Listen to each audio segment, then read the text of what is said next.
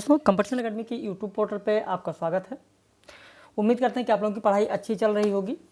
और आज आप लोगों को टेस्ट सीरीज़ नहीं दिया गया है। वैसे प्रतिदिन टेस्ट सीरीज़ दी जाती थी, लेकिन टेस्ट सीरीज़ तैयार ना हो पाने के कारण आज टेस्ट सीरीज़ नहीं दी जा सकी है। ये वीडियो पब्लिश वीडियो है। आज लाइव क्लास नहीं होगी। जो लाइव क्लास में प्रश्न कराने थे, यानी जो आज आप लोगों को सुबह 10 बजे PDF नोट्स दिया गया है, जो वीडियो लेक्चर है, उसी पर आधारित यह प्रश्न है। यानी हम लोग बात करेंगे मुर्दहिया पर आधारित प्रश्न जो आपको दिया गया, संस्कृति के 4 अध्याय जो आपको दिया गया है उस पर आधारित प्रश्नों की बात करेंगे। इसके अलावा कुछ और विविध प्रश्नों की बात करेंगे। साथ ही सुधिया उस चंदन के वन की जो आपको कल दिया गया था वीडियो, उस पर भी आधारित प्रश्न आज हम लोग करेंगे। ये पब्लिश वीडियो, जितने भी हमारे मेंबर्स देख रहे हैं इस वीडियो को, यदि आप भी हमारे साथ पेड बैच में जुड़ना चाहते हैं, पेड बैच ज्वाइन करना चाहते हैं, तो हमारे इस दिए गए नंबर पर फ़ोन करके या व्हाट्सएप करके फीस और सारी जानकारी ले सकते हैं। दोनों नंबर हैं, दोनों में से किसी पर भी आप फ़ोन कर लीजिए या व्हाट्सएप कर दीजिए अपना नाम लिखकर, तो फीस और सारी जानकारी आपको दे दी जाएगी। सारी परीक्षाएं स्थगित हो चुकी हैं, टल चुकी हैं। अभी आगे की डेट नहीं आई है, लेकिन जिस तरीके से हमारे भारतवर्ष की स्थिति बनी हुई है, राज्यों की स्थिति बनी हुई है, उस आधार पर यह कहा जा सकता है कि ये परीक्षाएं आप लोगों की अगस्त से पहले इधर नहीं होंगी, बल्कि सितंबर तक जा सकती हैं। यानी अगस्त सितंबर तक चले, अगस्त भी अगर मान लिया जाए तो भी आप लोगों के पास अच्छा खासा समय मिल रहा है, तो उस समय का सदुपयोग करें। अगर अभी तक आपने पढ़ाई प्रारंभ नहीं की है तो आप पढ़ाई प्रारंभ कर दें। तो चलिए शुरू करते हैं आज की महत्वपूर्ण प्रश्नोत्तरी। मुर्दहिया के किस शीर्षक के अंतर्गत भारत चीन युद्ध का भी चित्रण किया गया है? इसका डिटेल वीडियो आप लोगों को मिल चुका है। अब इस पर आधारित कौन कौन से प्रश्न बन सकते हैं, उन प्रश्नों की बात करते हैं। यहाँ पर मुर्दहिया के किस शीर्षक के अंतर्गत भारत चीन युद्ध का चित्रण किया गया है? विकल्प है आजमगढ़ में फांका कसी, चले बुद्ध की राह, भूतनिया नागिन, मुर्दहिया के गिद्ध तथा लोक जीवन। तो यहाँ पर आपका उत्तर हो जाएगा सी, भूतनिया नागिन। मुर्दहिया कितने भागों में विभाजित रचना है? ये भी आपके लिए बहुत ही महत्वपूर्ण है। 5 भाग, 6 भाग, 7 भाग या 8 भाग? तो सही उत्तर हो जाएगा आपका सी, 7 भाग। मुर्दहिया 7 भागों में विभाजित रचना है। निम्न में से बेमेल जोड़ा कौन सा है? मुर्दहिया तुलसीराम, मेरी पत्नी और भेड़िया धर्मवीर, दोहरा अभिशाप कौशल्या वैसंती, झोपड़ी में राजभवन रमाशंकर आर्य। इनमें से बेमेल जोड़ा कौन सा होगा? आपका उत्तर होगा डी, झोपड़ी से राजभवन रमाशंकर आर्य का नहीं है, माता प्रसाद का है। अगला प्रश्न, निम्न में से बेमेल जोड़ा कौन सा है? मणिकर्णिका तुलसीराम, जूठन ओम प्रकाश वाल्मीकि, नागफनी रूपनारायण सोनकर, मेरा बचपन मेरे कंधों पर सूरजपाल सिंह चौहान। यहाँ पर बेमेल जोड़ा होगा आपका डी, मेरा बचपन मेरे कंधों पर सूरजपाल सिंह चौहान का नहीं है। देखिए, सूरजपाल सिंह चौहान की जो रचना है, जो अक्सर परीक्षा में पूछी जाती है, वो आप लोग जानते भी होंगे, तिरस्कृत। आप लिख लें, अगर नहीं पता है तो लिख लें। देखिए, जब भी मेरा वीडियो पब्लिश होता है, आप लोग देखते हैं मेरे चैनल पर, तो मैं बार बार इस चीज़ को कहता हूं कि कॉपी पेन लेकर बैठे। बहुत सारी चीज़ें आपको बताई जाती हैं, उन्हें आप लिखते चलें। यदि अभी भी आप कॉपी पेन लेकर नहीं बैठे हुए हैं तो वीडियो को रोक दीजिए और कॉपी पेन लेकर तब बैठिए, वीडियो को प्रारंभ करिए देखना, ताकि जो चीज़ें बताई जाएँ उन्हें आप लिख सकें। जब तक किसी चीज़ का आप फ़ायदा ना उठा सकें, तब तक उस चीज़ को करने का कोई मतलब नहीं होता है।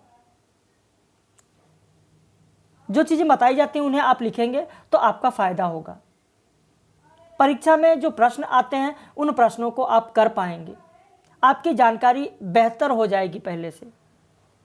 तो मेरा बचपन मेरे कंधों पर सूरजपाल सिंह चौहान का नहीं है, बल्कि सूरजपाल सिंह चौहान का तिरस्कृत है।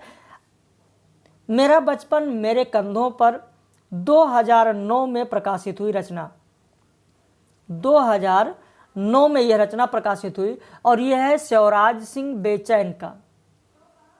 शिवराज सिंह बेचैन का है।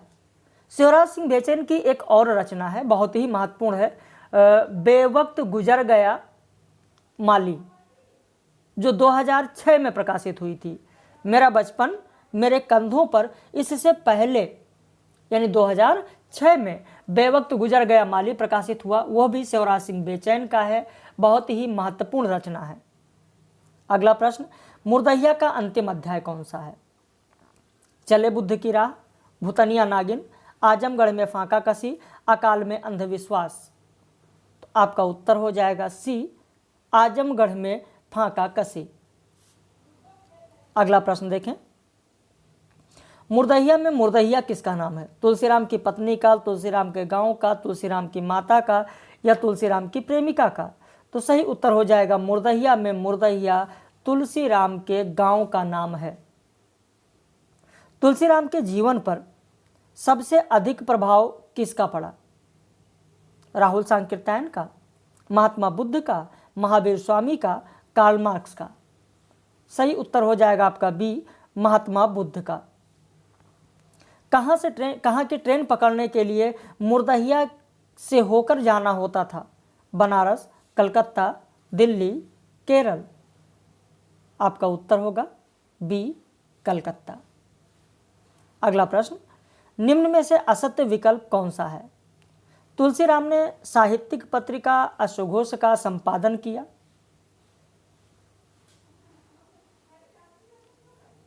मणिकर्णिका तुलसीराम की आत्मकथा का दूसरा खंड है। पर्सिया टू ईरान तुलसीराम की रचना है। मुर्दहिया का प्रकाशन वर्ष 2014 में हुआ। तो आपका उत्तर हो जाएगा, असत्य होगा डी, क्योंकि मुर्दहिया का प्रकाशन 2014 में नहीं हुआ है। अगला प्रश्न, निम्न में से किस रचना की भूमिका दिनकर अर्थात अनल कवि ने नहीं लिखा है? विकल्प है संस्कृति के 4 अध्याय, लोकदेव नेहरू, वट पीपल, हारे को हरिनाम। यहां पर आपका उत्तर होगा ए, संस्कृति के 4 अध्याय। लेकिन अब आपके मन में यह सवाल जरूर उठता होगा कि ठीक है, यह रचना दिनकर जी की है, आपके पाठ्यक्रम में है, तो फिर अगर अनल कवि यानी दिनकर जी ने इसकी भूमिका नहीं लिखी है तो फिर लिखा किसने है? पंडित जवाहरलाल नेहरू जी को दिनकर जी ने लोकदेव की उपाधि दी। लोकदेव उनको कहा और लोकदेव नेहरू नाम से पुस्तक लिखी। पंडित जवाहरलाल नेहरू जी ने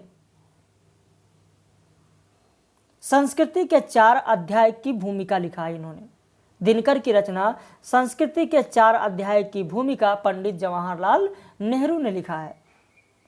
जब यहां बात कर रहे हैं विकल्प में लिखा है हारे को हरिनाम, तो इसके बारे में भी आपको बता दें, दिनकर जी की अंतिम रचना कई बार परीक्षाओं में पूछी जाती है। अगर अंतिम रचना की कभी भी बात आए तो ध्यान रखना, हारे को हरिनाम दिनकर जी की अंतिम रचना मानी जाती है। अगला प्रश्न, कुल 30 प्रश्न हैं। आज के इस प्रश्नोत्तरी में कुल 30 प्रश्न हैं और आप लोग अंत तक जरूर देखें 30 प्रश्नों को और फिर अपनी प्रतिक्रिया जरूर दें। जरूर बताएं कि यह प्रश्न आपके लिए कितने महत्वपूर्ण है और कैसे प्रश्न है।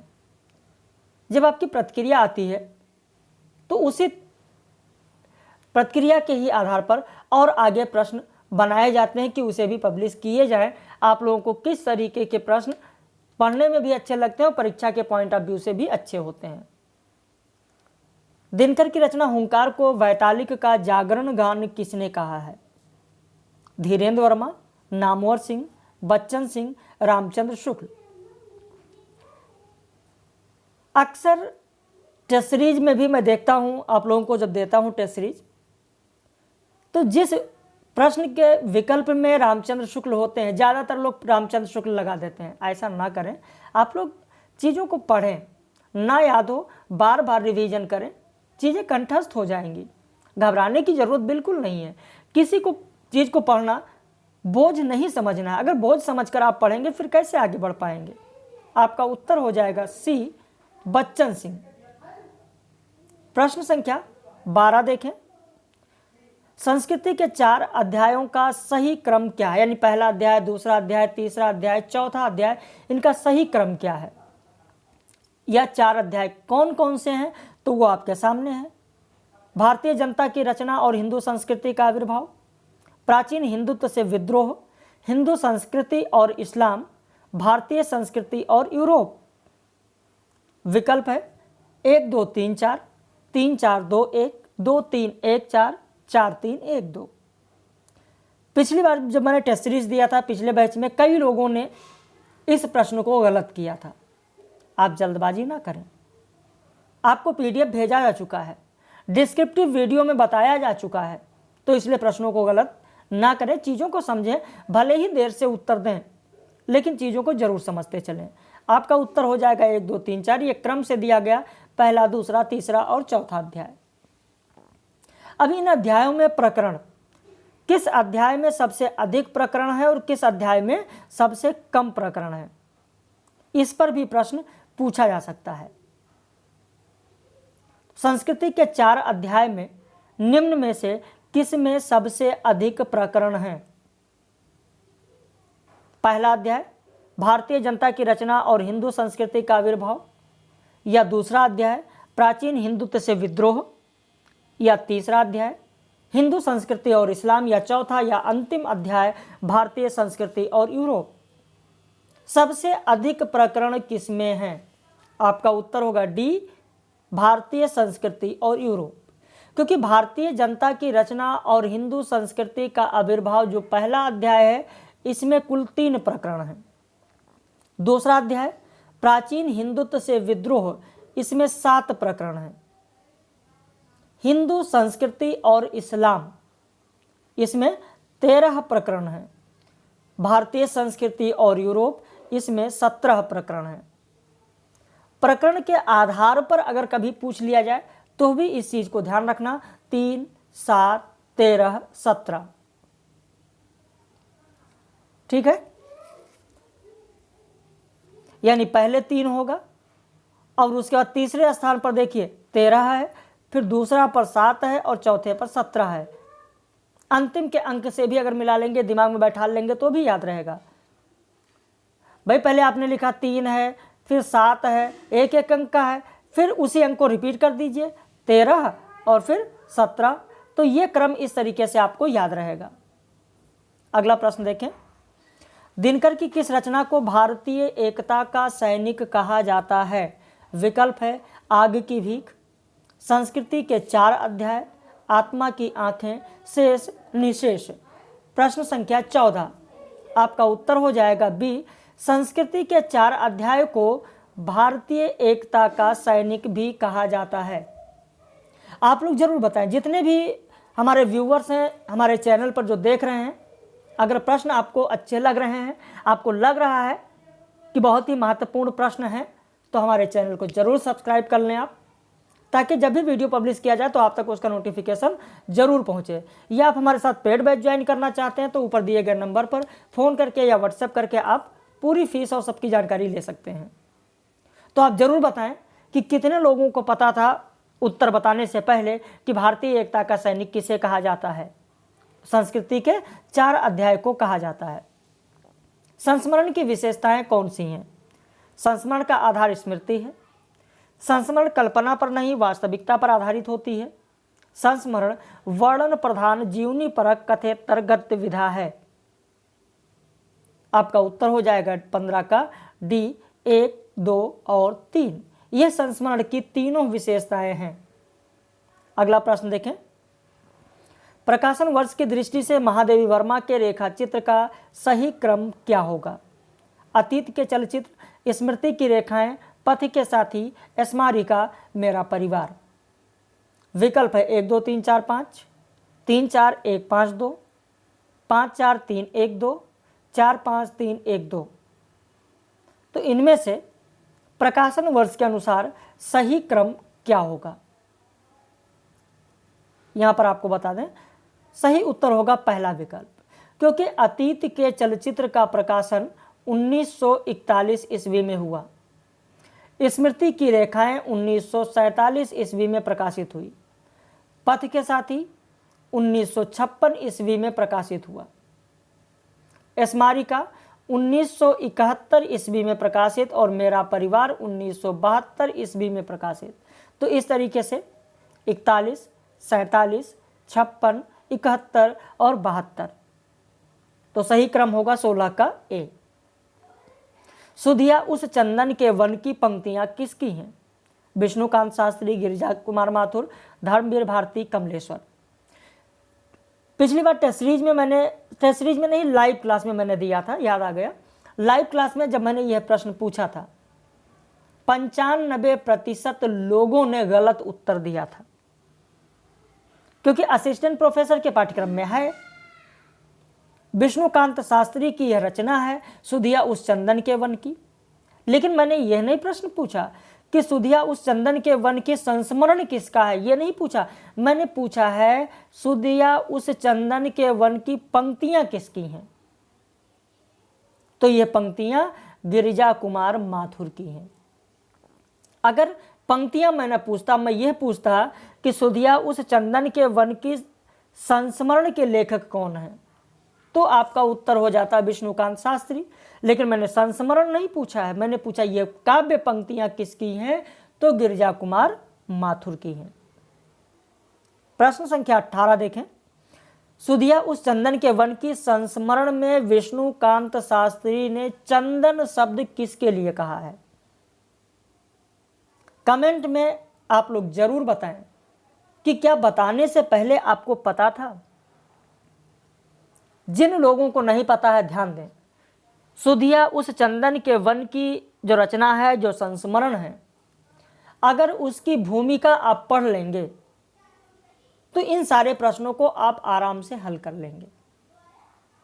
सुधिया उस चंदन के वन की संस्मरण में विष्णुकांत शास्त्री ने चंदन तरु संतों के लिए कहा है, भूमिका में ही आपको मिलेगा। उन्होंने तुलसीदास का भी वहां उल्लेख किया। उन्होंने भी कहा कि तुलसीदास जी ने भी चंदन तरु कहा है संतों को।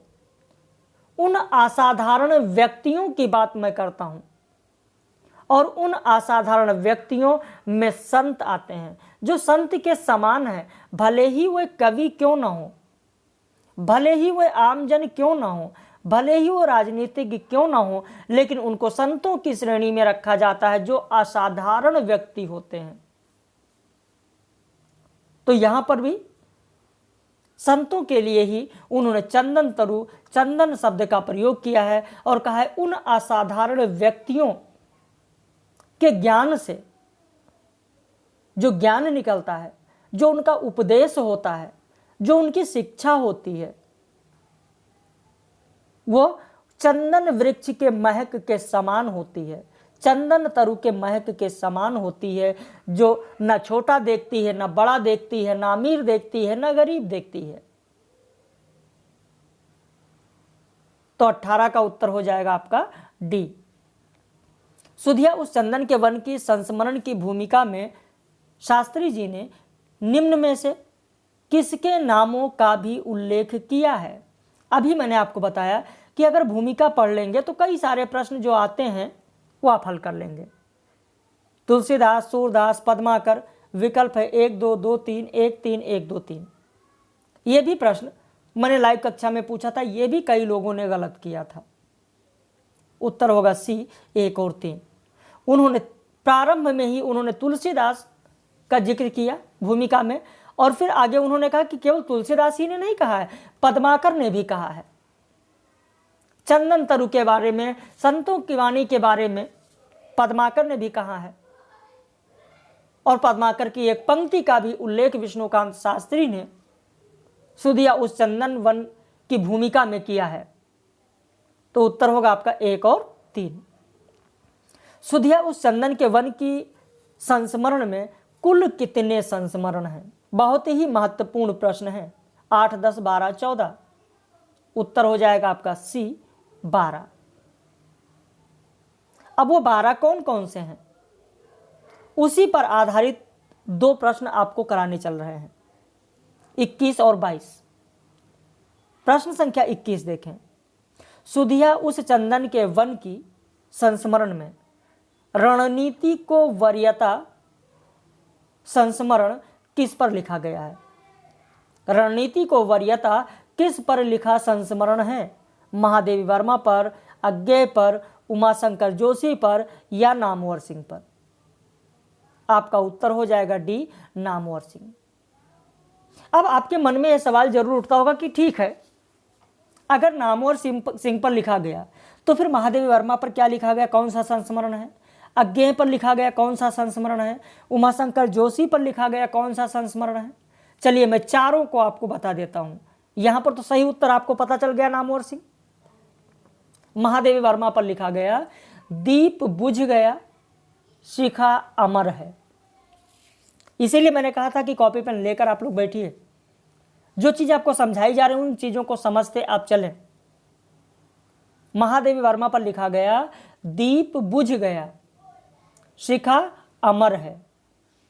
अज्ञेय पर लिखा गया आलोक हुआ अपनापन।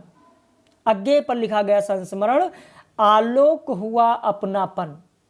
वहीं उमाशंकर जोशी पर लिखा गया भारतीय साहित्य के प्रज्ञा पुरुष।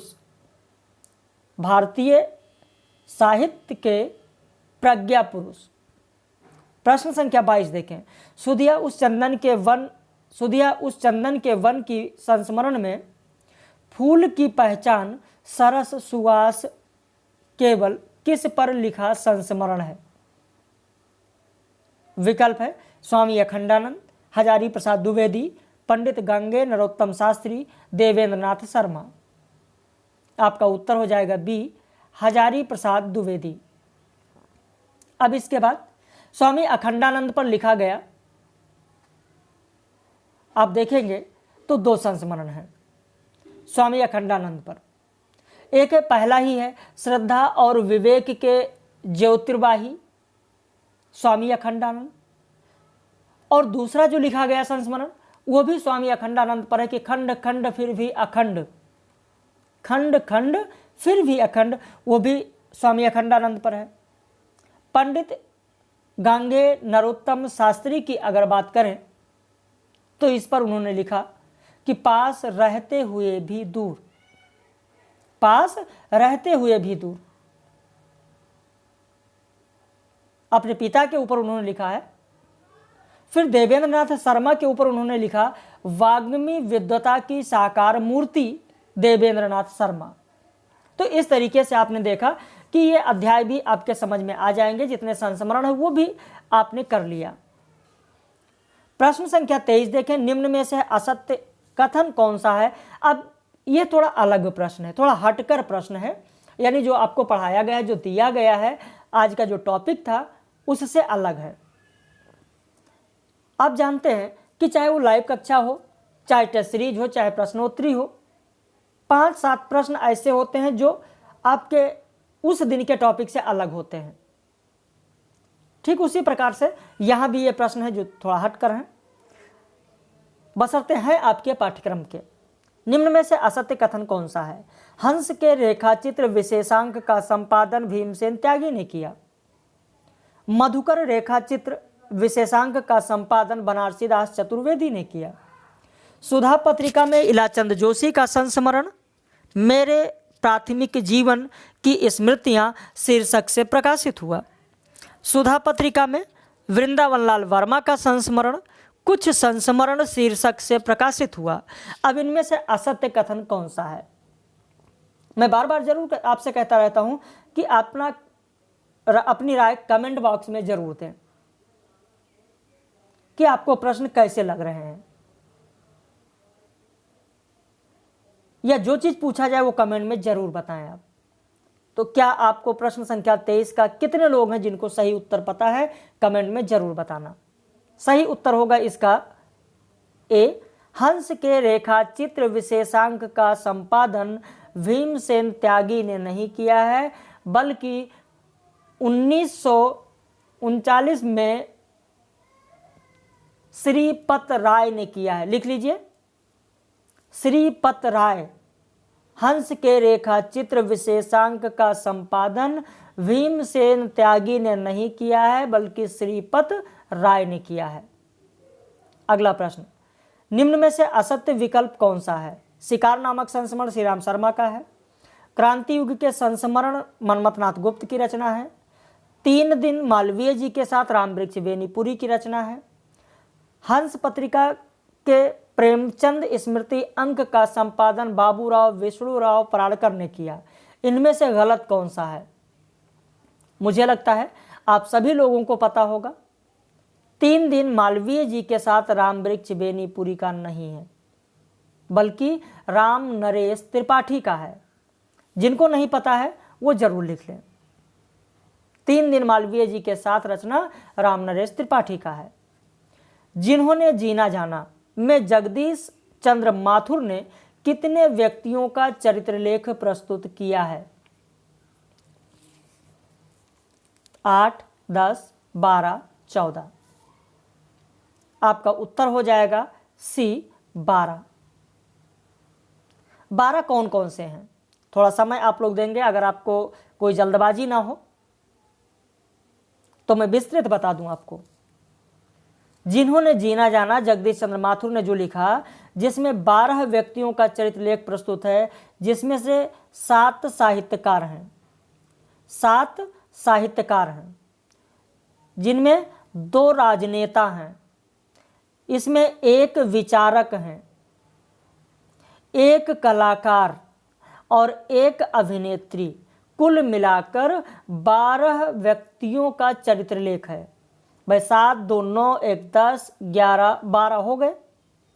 7 साहित्यकार, 2 राजनेता, 1 विचारक, 1 कलाकार और 1 अभिनेत्री, जिन्होंने जीना जाना है, जिसका प्रकाशन 1972 ईस्वी में हुआ।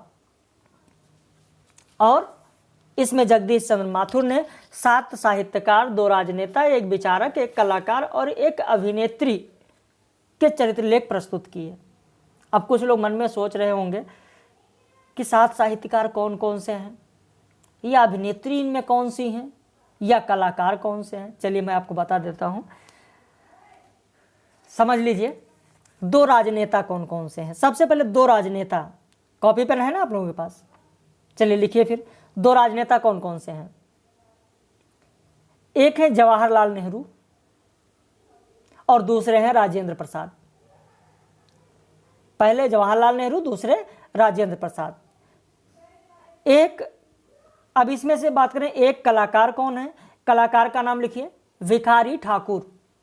कलाकार का नाम लिखिए भिखारी ठाकुर। अभिनेत्री का नाम लिखिए देविका रानी। देविका रानी।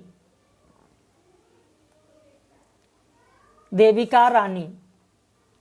विचारक का नाम लिख लीजिए वेंकट राघवन।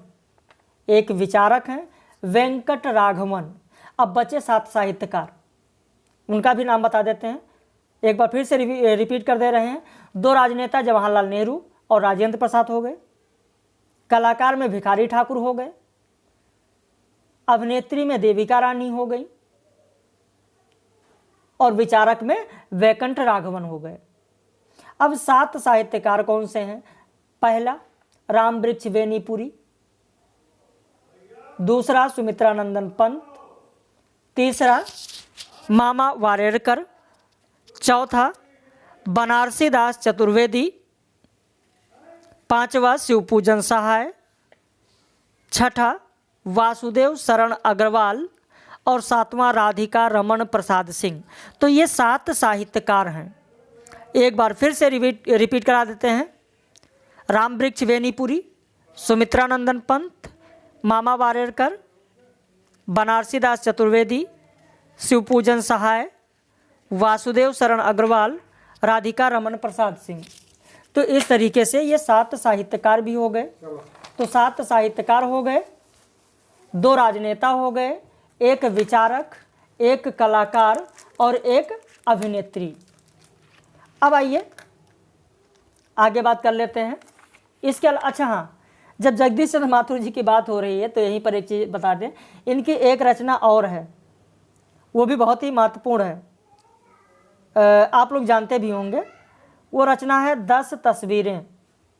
10 तस्वीरें, इसमें भी इन्होंने 10 व्यक्तियों का उल्लेख किया, जिसमें ये हैं अमरनाथ झा हैं, शिशिर भादुड़ी हैं, पुरुषोत्तम दास मंगलेश हैं, और एक अंग्रेज शिक्षक हैं FC पियर्स, पन्नालाल घोष हैं, अनंत सदाशिव अल्टेकर हैं, श्री राम वाजपेयी हैं, सच्चिदानंद सिन्हा की बात इन्होंने इसमें की है, एक बंगला लेखक सुधींद्र नाथ दत्त की बात की गई है, और लक्ष्मी नारायण माथुर। तो इस तरीके से जगदीश चंद्र माथुर ने 10 तस्वीरों में 10 व्यक्तियों की बात की है। 10 व्यक्तियों का संस्मरण उसमें है। 10 कौन कौन से मैंने आपको तो बताया भाई। एक तो अपने पिता लक्ष्मी नारायण माथुर का बात किया उन्होंने, और बंगला कथाकार सुधींद्र नाथ दत्त की बात की, और अंग्रेज शिक्षक FC पियर्स की बात की, पन्नालाल घोष हैं, पुरुषोत्तम मंगलेश हैं, शिशिर भादुड़ी, अमरनाथ झा, और ये श्री राम वाजपेयी, अनंत सदाशिव अल्टेकर और सच्चिदानंद सिन्हा। चलिए आगे बात कर लेते हैं। प्रश्न संख्या 25, क्योंकि बहुत ज़्यादा समय इसमें हो गया। किस रचनाकार ने अपनी आत्मकथा को स्मृति यात्रा यज्ञ कहा है? विकल्प है विष्णुकांत शास्त्री, विष्णुचंद्र शर्मा, राजेंद्र प्रसाद, हरिवंश राय बच्चन। तो आपका उत्तर हो जाएगा डी, हरिवंश राय बच्चन। प्रश्न संख्या 27 देखें। मार्क्स, त्रोत्स्की और एशियाई समाज किसकी रचना है? विकल्प है राहुल सांकृत्यायन, रामविलास शर्मा, नामवर सिंह, डॉक्टर नगेंद्र। तो यहाँ पर आपका उत्तर हो जाएगा बी, डॉक्टर रामविलास शर्मा। अगला प्रश्न देखें। कर्नल टॉड शीर्षक जीवनी के लेखक कौन हैं? आपका उत्तर होगा ए, गौरी शंकर ओझा। इसे भी मैंने एक बार दिया था टेस्ट सीरीज में, जहाँ तक मुझे याद आ रहा है। कई लोगों ने गलत उत्तर दिया। कर्नल टॉड शीर्षक जीवनी के लेखक, कई लोगों ने गोपाल राम गहमरी बताया, किसी ने कुछ बताया, किसी ने कुछ बताया। यहाँ पर जो 4 विकल्प हैं आपको बता दें। जैसे गोपाल राम गहमरी की अगर बात करें तो इनकी जो रचना पूछी जाती है लंका यात्रा का विवरण, ये गोपाल राम गहमरी का है, जो खूब पूछा जाता है।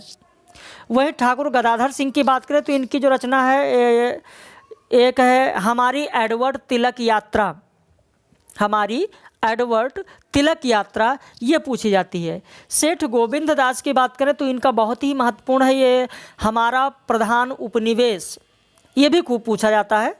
सेठ गोविंद दास का हमारा प्रधान उपनिवेश। तो इसलिए इनको विकल्प में दिया जाता है कि इनकी जो प्रमुख रचनाएं हैं उस पर अक्सर लोग देखते रहते हैं। नीलकंठ गोरकी किसकी रचना है? ये भी बहुत ही महत्वपूर्ण प्रश्न है कि नीलकंठ गोरकी किसकी रचना है। आपका उत्तर होगा ए, बनारसी दास चतुर्वेदी। आपने बनारसी दास चतुर्वेदी को जरूर पढ़ा होगा, लेकिन मुझे लगता है कि शायद सभी लोगों को पता हो कि नीलकंठ गोरकी रचना बनारसी दास चतुर्वेदी का है। मनमथनाथ गुप्त का जो प्रमुख है पूछा जाता है क्रांति दूत भगत सिंह और उनका युग किसने लिखा है? तो मनमथनाथ गुप्त ने लिखा है। कमल किशोर गोयनका का जो पूछा जाता है, इन्होंने प्रेमचंद विश्वकोश भाग 1 का संपादन किया और लिखा भी, तो इसलिए इनके बारे में पूछा जाता है। रामकमल राय की जो रचना है अज्ञेय की जीवनी, इन्होंने लिखा है रामकमल राय ने अज्ञेय की जीवनी इन्होंने लिखा है शिखर से सागर तक शीर्षक से लिखा है। शिखर से सागर तक अज्ञेय की जीवनी रामकमल राय ने लिखा है। प्रश्न संख्या 30, राह बीती यात्रा वृत्तांत किसका है? कई बार यह भी प्रश्न आप लोग गलत कर बैठते हैं। कई बार मैंने देखा है कि लोग गलत करते हैं। यह आप बीती नहीं है, राह बीती है, यशपाल का है। राह बीती को आप बीती समझ लेते हैं। राह बीती यात्रा वृत्तांत मैंने पूछा है और लोग आप बीती समझ लेते हैं जल्दबाजी में, और इसी जल्दबाजी में आप लोग परीक्षा में प्रश्न गलत करते हो। भाई आप बीती कहानी भी है। यहाँ तो ये राह बीती है जिसका उत्तर होगा आपका यशपाल, लेकिन जब बात आती है आप बीती जो आप समझ लेते हो वहाँ भी गलत करते हो। भाई आप बीती जग बीती नरदेव शास्त्री ने लिखा।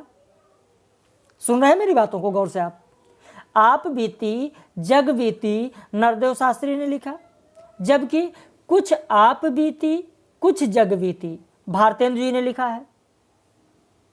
क्योंकि इसमें अक्सर संशय बना रहता है लोगों में, इसलिए मैं बता रहा हूँ आपको। आप बीती जग बीती नरदेव शास्त्री ने लिखा। कुछ आप बीती कुछ जग बीती भारतेंदु जी ने लिखा। वहीं आप बीती नाम से आत्मकथा, आप बीती आत्मकथा भाई परमानंद ने लिखा। आप बीती आत्मकथा भाई परमानंद ने लिखा। जबकि आप बीती कहानी भी है, प्रेमचंद जी की जो कहानियां संकलित हैं, मानसरोवर भाग 1, भाग 2, भाग 3 ऐसे करके संकलित हैं। तो मानसरोवर भाग 6 में आप देखें प्रेमचंद की एक कहानी है आप बीती कहानी, वो मानसरोवर भाग 6 में संकलित है। तो आप बीती कहानी प्रेमचंद का है, आप बीती आत्मकथा भाई परमानंद का है, कुछ आप बीती कुछ जग बीती भारतेंदु का है, और आप बीती जग बीती नरदेव शास्त्री का है। लेकिन मेरा प्रश्न यहाँ पर था राह बीती यात्रा वृत्तांत, यह यशपाल का है। तो मेरे ख्याल से जो संशय आप लोगों में बना रहता है इन चीज़ों को लेकर, वो संशय दूर हो गया होगा। आपने अंत तक 30वां प्रश्न देखा, आपने समय दिया, इसके लिए बहुत बहुत धन्यवाद। ये वीडियो पब्लिश वीडियो था। आप भी हमारे साथ अगर जुड़ना चाहते हैं तो हमारे ऊपर दिए गए नंबर पर फ़ोन करके, व्हाट्सएप करके फीस और सारी जानकारी ले सकते हैं। साथ ही आप वीडियो को लाइक कर लीजिए, चैनल को सब्सक्राइब कर लीजिए, ताकि जब भी वीडियो पब्लिश किया जाए तो इसका नोटिफिकेशन आप तक ज़रूर पहुँचे।